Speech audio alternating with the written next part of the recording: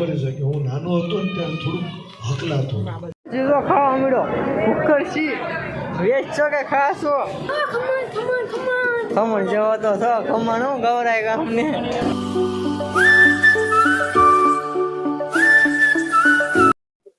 સ્વાગત બાદ આપણે જેમને આપણે સાંભળો સુખ છે નાખી બચાવ સેવાનું કોણ પ્રાપ્ત કરવા માટે છે આપણે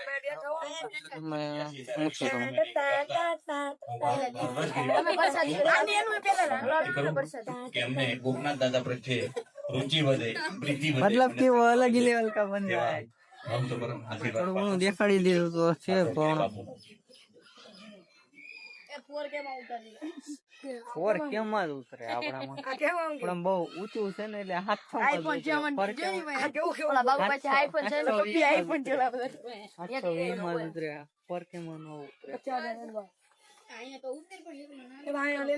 જમવા જવાનું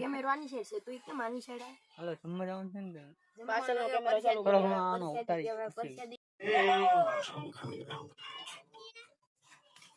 શાંતિથી સ્વાગત કરવા માટે હું અરવિંદ મારવાડગીરી બાપુનું ગુભાળું સ્વાગત કરવા માટે શાંતિથી સ્વાગત કરશે.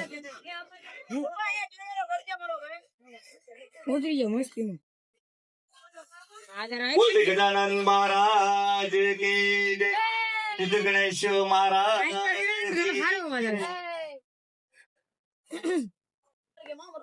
ક્યારે પણ કોઈ એટલે મારી પાસે નાનું ડિવાઇસ છે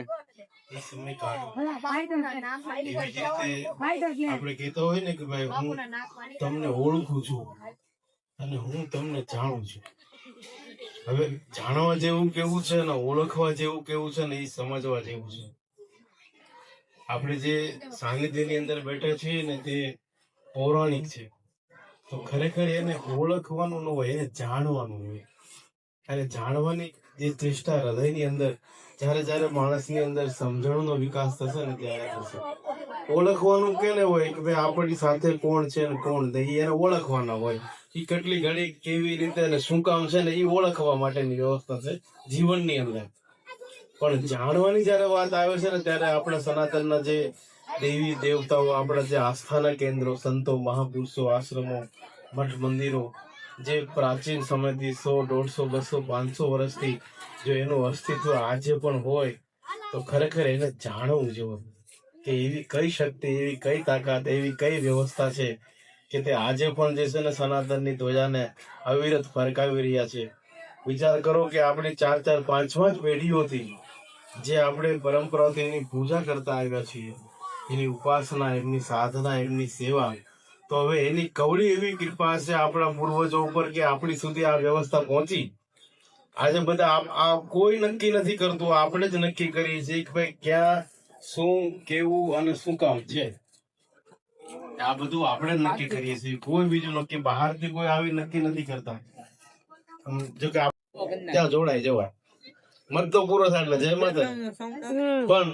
જે આસ્થાની વાત આવે, શ્રદ્ધાની વાત આવે, વિશ્વાસની વાત આવે, સનાતન ધર્મની વાત આવે, ત્યાં તો એક જ વખત જોડાવાનું હોય. પછી આપણે જ્યાં સુધી હાલતા ચાલતા રહી ને ત્યાં સુધી જોડાયેલું રહેવાનું હોય.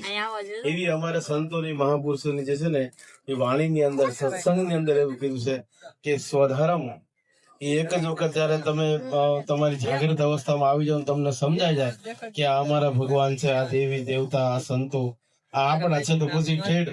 અંતિમ સમય સુધી આપણા જ રહેશે. એ પછી બીજાના નથી થઈ જતા. પણ હવે અત્યારે કલયુગનું કોઈ એવું જે છે ને ચોક્કસ સમય ચાલ્યો છે કે બધી જ વસ્તુમાં લોકો મતલબની વાત કરે છે. ખાલી માત્ર ને માત્ર મતલબ. ભાઈ 2 પૂનમ ભર્યા કે 2 અમાસ ભર્યા, કાંઈ થયું કે નહીં, તો બદલી નાખ. પછી બદલી નાખવાથી પાછું થાય છે કેવું ખબર છે? હવે જે કોઈ આવે છે ને બધા, એ તો બધા મારા ને તમારા બનાવેલા આવે છે. જે કોઈ પંચદેવ છે એ કોઈ નવા નથી આવતા. તો એ તો આપણે આપણી સુવિધા પ્રમાણે એનું સર્જન કરી છે. હવે આપણે જેનું સર્જન કરીએ એ આપણીથી વિશેષ નીકળે ખરી? આપણે એટલું મોટું દિવ્ય સંતાન છે ઈશ્વરનું, આનાથી દિવ્ય કોઈ થવાનું ખરી? પણ ક્યાંય ને ક્યાંય જે છે ને મતલબ અને સ્વાર્થ, અને પછી જો આ બે વસ્તુની પાછળ વધારે ચિંતન કરી તો અજ્ઞાનતા આવે છે. ઘણી વાર આપણે કાંઈ નથી જાણતા અને આપણે બધું જાણીને એવું ખાલી માત્ર દેખાડો કરતા હોઈએ છીએ. શાસ્ત્ર સંમત વાત એવી કહે છે વિદ્વાન આચાર્ય બ્રાહ્મણો કે તમે જીવનના દરેક ક્ષણે દરેક વ્યવસ્થાએ તમને ન સમજણ આવે તો તમે પૂછો કોઈને. તો ગાઈસ આપણે જમવા જઈને પછી આપણે વધારે જોઈશું કે હું થાય કે કોઈ પણ આપણો સનાતન ધર્મ તહેવાર આવે ને તો ચોક્કસ જ્ઞાની અને મૂર્ખ લોકો માત્ર અરે એ કોઈ બીજા નથી આપણા જ છે કે કોઈ તહેવાર કે કોઈ એવું ફરવા આવ્યું તો હવે ચોક્કસ અમુક જે મૂર્ખ અને પ્રસાદ લેવા લઈ જાય તો થાય હવે એમ નહીં પ્રસાદ લેવા લઈ જાય તો થાય હવે એના માટે ક્યારેય રજા નથી. બાકી થાકી ગયો છે એના માટે ક્યારેય રજા આવું વિરુદ્ધ વાત છે. ક્યારે એના જીવનની તમારે શું પૂછતા ભેગી નો કુવામાં આત્મકલ્યાણ તરફ લઈ જવું હશે. અલે એમાં તો જાય તમારા હૃદયની આ બધા અને પછી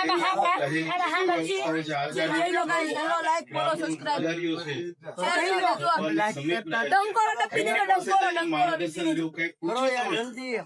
કે આમાં શું કરવું. બે ગયા છી શાંતિ લોકો પૂછવાની વાત एकाध मिनट हरिनाम कीर्तन अधिक महीनों से श्री राम जय जय जय राम जय राम जय जय राम श्री राम जय राम जय जय राम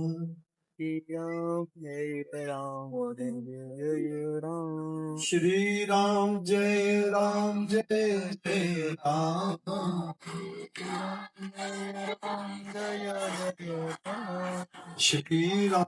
जय राम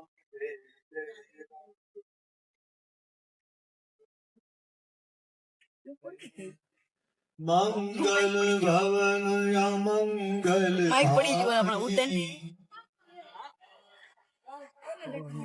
પડી નથી જોઈ પણ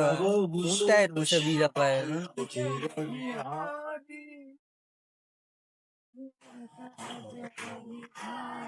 श्री राम जय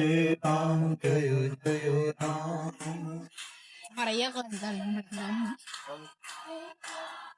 जय जय जय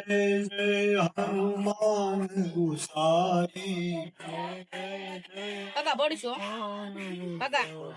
ઉભા થાવ पाक હરકી રાખો ના ખાડો હે श्री राम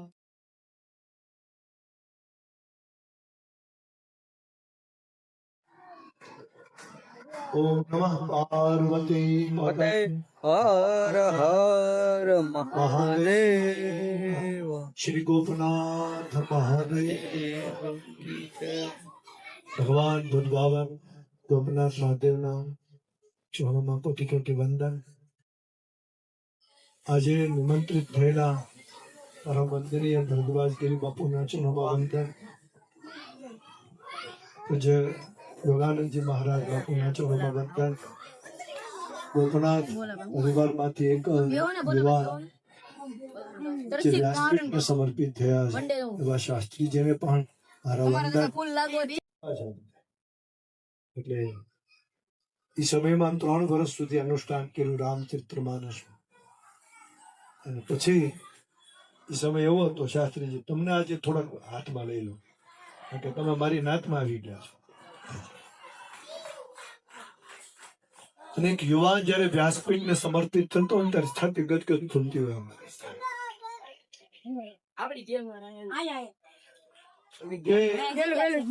એ સમયમાં ઘણા ભાઈઓ બહેનો ખબર છે કે હું નાનો હતો ને ત્યારે થોડું હકલાતો બોલતો એ ગોલા છાશ પીવાનું છાશ પડવાનું એ ભાઈ ગાળું બોલમાં છ થઈ જતું હતું આવી પરિસ્થિતિમાં માણસ સમયમાં જગાડેલો આજ આશ્રિત શાસ્ત્ર ને જેટલા સાધુ બ્રાહ્મણો આશ્રિત રહ્યા ને શાસ્ત્રો એ બાળકોને દે. ગર્લ્સ મેં લાઈવ કીધું મેં તમે જોઈ આવજો આપણું લાઈવ બાબુ તો બોલે ને બાપુ જો આવે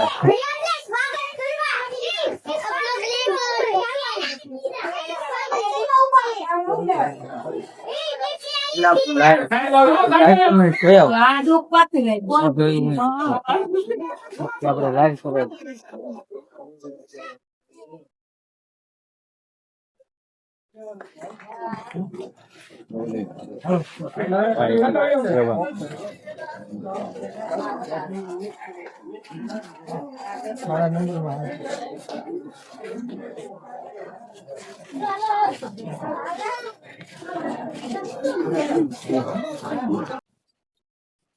પહેલા આપણું અહીં ખાસ વિતરણ થાય છે